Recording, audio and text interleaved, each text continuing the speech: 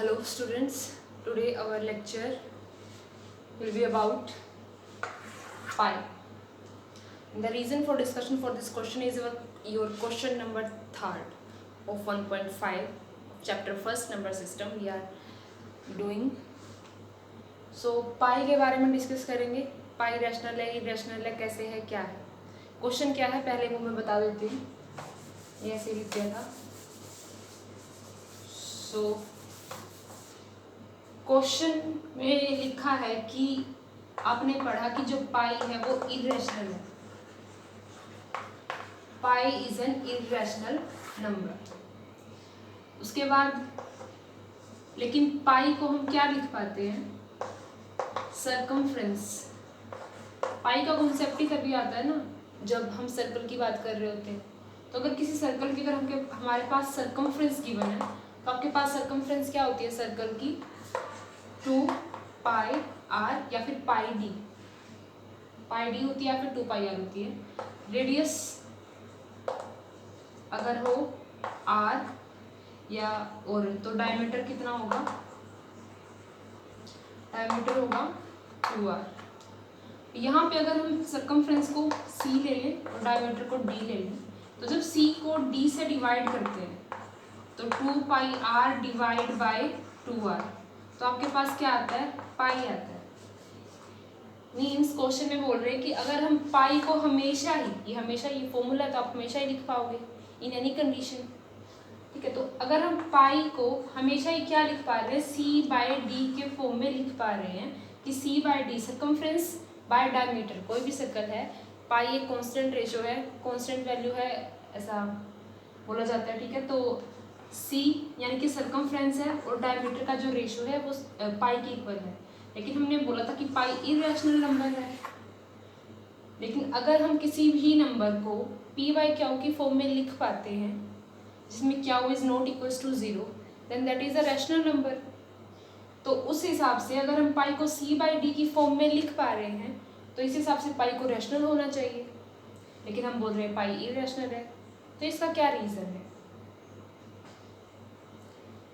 So this is the question. I hope आप question को समझ पाए हैं. क्वेश्चन में बोला है कि पाई आपके पास इरेशनल नंबर है. आप पढ़ते आए हो पिछले एक्सरसाइजेस में या पहले भी. पाई क्या है? इरेशनल नंबर है. लेकिन पाई को हम हमेशा c बाई डी की फॉर्म में लिख पाते हैं. सर्कमफ्रेंस बाय डायमीटर हमेशा पाई के इक्वल आता है. तो अगर c बाई डी का जो रेशो है हमेशा पाई के इक्वल है तो हमने इसे p बाई क्यू के फॉर्म में लिख लिया. अगर p बाई क्यू के फॉर्म में लिख लिया तो ये रैशनल नंबर होना चाहिए. तो इरेशनल नहीं होना चाहिए. तो ऐसा क्यों हो रहा है, कैसे हो रहा है और इसमें क्या गलती है हमें वो देखना है. Let's see.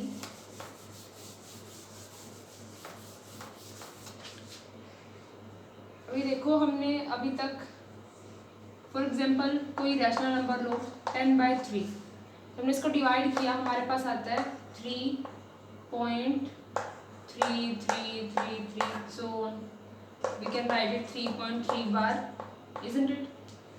3.3 bar something.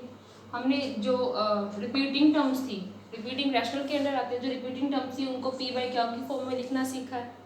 और जो इस तरह की टर्म हमको डिवाइड करके इस फॉर्म में लिखना सीखा है. इसको इस फॉर्म में कन्वर्ट करने के लिए क्या करते थे? x से इक्वल लेते थे, 10x से या 100x से मल्टीप्लाई करते थे, सब्ट्रैक्ट करते थे, आपके पास p बाई क्यू में वो नंबर आ जाता था. ठीक है. तो आपने अभी तक जो p बाई क्यू की फॉर्म में नंबर लिखे हैं वो हमेशा कैसे होते थे? रिपीटिंग होते थे. लेकिन इरेशनल नंबर में नॉन रिपीटिंग होना चाहिए. हमने अभी तक क्या किसी नॉन रिपीटिंग नंबर को p बाई क्यू की फॉर्म में लिखा है?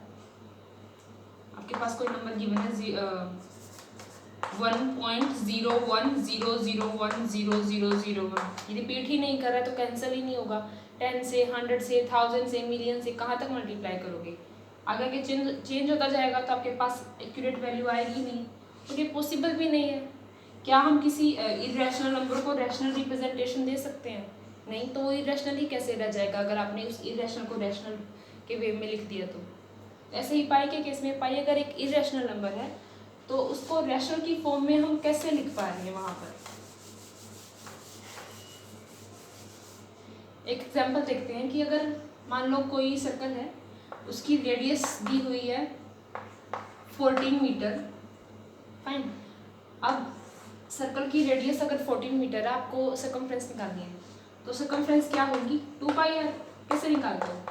2πr में 2 लिखा मल्टीप्लाई पाई, पाई की वैल्यू क्या लेते हो 22/7, 22/7 मल्टीप्लाई कितना आया 14, तो ये आएगा 7 2 जा 14 and this will be equals to 88 metre. मैंने पाई की वैल्यू 22/7 ली, यहाँ पे याद रखना।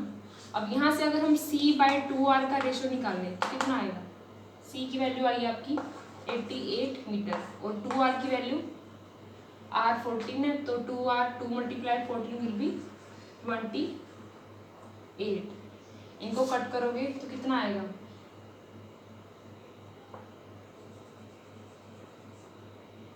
किसी पे कट भी रहा है ये, देखो सर्कमफ्रेंस आई आपकी 88 और 2r, r की वैल्यू थी 14 तो 2r की वैल्यू हुई 28।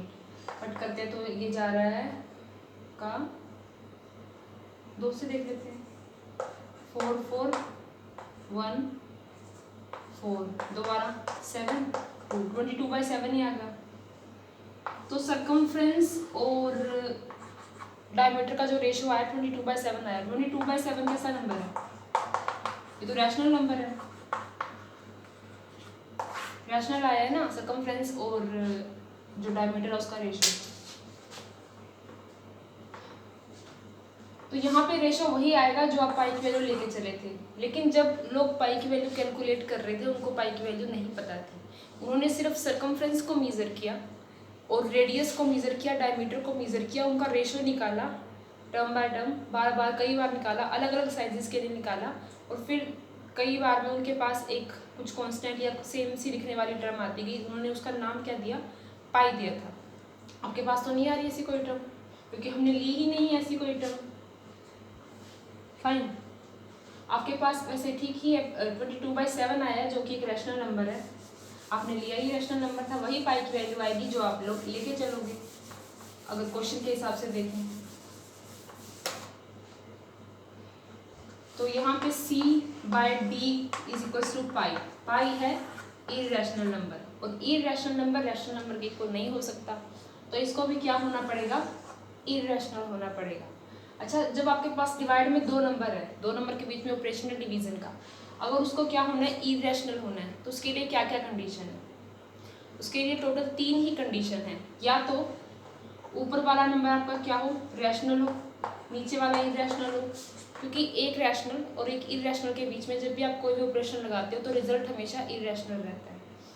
या फिर ऊपर वाला नंबर क्या हो, इररेशनल हो, नीचे वाला क्या हो, रैशनल हो, ठीक है। जिसमें से अगर दोनों में से कोई भी एक नंबर इररेशनल होता है तो रिजल्ट हमेशा इररेशनल ही रहता है।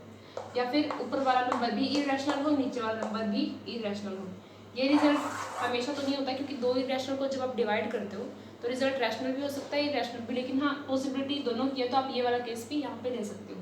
इस c/d को क्या होना पड़ेगा, या तो इस तरह का हो, या इस तरह का हो, या इस तरह का हो, ये कब होगा। अब डिपेंड करता है कि ये जो डायमीटर है आप इररेशनल नंबर कैसे मापोगे। ये ऊपर सर्कमफ्रेंस अगर किसी सर्कल की इररेशनल नंबर है तो उसको कैसे मापोगे। मापने के लिए हमारे पास मीजर्स क्या क्या हैं। सर्कल का अगर आपको ये वाला डिस्टेंस मापना है या रेडियस का ये वाला डिस्टेंस मापना है, किसकी हेल्प लोगे, स्केल की हेल्प लोगे या कोई और मेजरिंग डिवाइस की हेल्प लोगे। लेकिन क्या आप उससे एक इररेशनल नंबर को माप पाओगे, क्या उस इररेशनल नंबर को ले पाओगे, पॉसिबल होगा। देखिए जैसे कि स्केल है, स्केल में आपके पास नंबर होते हैं from 0 1 2। When you are saying कि किसी स्टिक की लेंथ 2 मीटर है, तो आर यू श्योर कि वो एग्जैक्टली 2 मीटर है, 2 के 0.00001 कम या फिर उससे 0.00001 ज़्यादा नहीं है। हाउ विल यू मीजर कि वो यहाँ है, यहाँ है, यहाँ है, क्योंकि इतने से नंबर में भी तो कितने इनफाइनाइट रैशनल और इनफाइनाइट इररेशनल नंबर्स हैं। आप यहाँ से भी एक नंबर चुनोगे तो उसके बीच में फिर दोबारा से इनफाइनाइट रैशनल और इनफाइनाइट इररेशनल्स को आप ढूंढ सकते हो। तो जब आप 2 बोल रहे हो किसी चीज़ की लेंथ को, तो वो 2 कहाँ है, आप एग्जैक्टली कहाँ मेजर कर पा रहे हो कि वो रैशनल है इररेशनल है, उसकी एग्जैक्ट वैल्यू क्या है, आप नहीं मेजर कर सकते। आपके जो सिंपल स्केल्स हैं वो आपको अप्रोक्सीमेट वैल्यू देते हैं, एग्जैक्ट वैल्यू नहीं देते। यही रीज़न है जब आप C बाय D निकालते हो तो इसमें से ना तो C की वैल्यू ना ही D की वैल्यू को आप एग्जैक्ट ले पाओगे। हालांकि स्टार्टिंग में जो वैल्यूज आई थी पाई की वो कुछ प्लेसेस तक की थी, पहले 3.1416 समथिंग समथिंग कुछ जैसे जैसे मेजरिंग डिवाइसेस जो थे डेवलप होते गए, कंप्यूटर डेवलप होते गए, तो प्लेसेस बढ़ते गए, रो अब भी बढ़ी रहे। आपकी अप्रोक्सीमेशन कितनी ज़्यादा अच्छी हो सकती है वो उसके ऊपर डिपेंड करता है, लेकिन एग्जैक्ट नहीं हो सकती है। आप यहाँ पे अप्रोक्सीमेट वैल्यू ले रहे हो, स्केल पे भी मेजरिंग डिवाइस पे भी वो एग्जैक्ट वैल्यू नहीं है, इसलिए कभी भी आपके पास एग्जैक्ट वैल्यू नहीं आएगी। एग्जैक्ट वैल्यू आएगी तो तब आपके पास वो नंबर चलता ही जा रहा है, ख़त्म ही नहीं हो रहा है। ठीक है, तो यहाँ पे आप C को जब तक सही मेज़र नहीं करोगे, D को सही मेज़र नहीं करोगे, तो आपके पास पाई की भी सही वैल्यू नहीं आएगी। जब आप बोलते हो कि C बाय D को पाई यानी कि इरेशनल नंबर होना चाहिए, तो इसमें कुछ गलत नहीं है। आप C और D की सही वैल्यू लोगे तो वो पाई ही आएगा। और दूसरी बात, एक और बात कि ये रैशनल क्यों नहीं है। जब आप रैशनल की डेफिनेशन करते हो P बाय क्यू की टर्म में, अगर कोई भी नंबर हो रैशनल और क्यू क्या हो, नॉट इक्वल्स टू 0 हो, तो यहाँ पे एक टर्म और होती है क्या कि P और क्यू क्या होने चाहिए, इंटीजर्स होने चाहिए। P और क्यू क्या होने चाहिए, इंटीजर्स होने चाहिए। रैशनल नंबर में 3 कंडीशन होती है, P by q is not equals to 0 and P and q must be integers. अगर पॉइंट में भी है तो आप उसको कन्वर्ट करके इंटीजर्स में लिख पाओ, ऐसा कुछ सिस्टम हो कम से कम। लेकिन यहाँ पे C बाय D को आपको 3 ही फॉर्म मिली हैं, rational, irrational, irrational, rational, rational या इरेशनल, ऐसे कुछ नंबर है।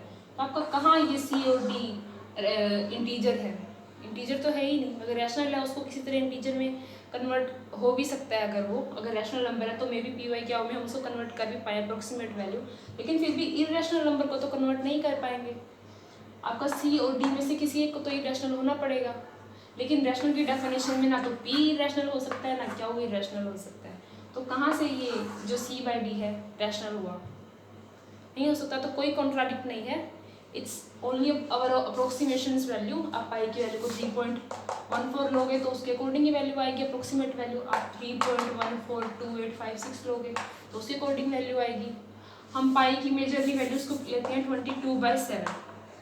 एक ही वैल्यू नहीं है, ऐसी बहुत सी वैल्यू हैं जो पाई के लिए यूज़ की जाती हैं। अलग अलग वैल्यू की अलग अलग अप्रोक्सीमेशन है और उनमें काफ़ी डिफरेंसेस भी हैं। लेकिन ये वाली वैल्यू क्यों लेते हैं, क्योंकि काफ़ी छोटी है और आसानी से याद भी हो जाती है। तो मेजरली कम से कम प्लेसेस में आसान करने के लिए कैलकुलेशन को हम इन वैल्यूज़ का यूज़ करते हैं, एग्जैक्ट वैल्यूज़ का यूज़ नहीं कर रहे हैं। हम खुद ही अप्रोक्सीमेट वैल्यू ले रहे हैं तो हमारे पास रिजल्ट पे अप्रोक्सीमेट ही आएगा, एग्जैक्ट नहीं आएगा। So that's the reason, I hope you can understand.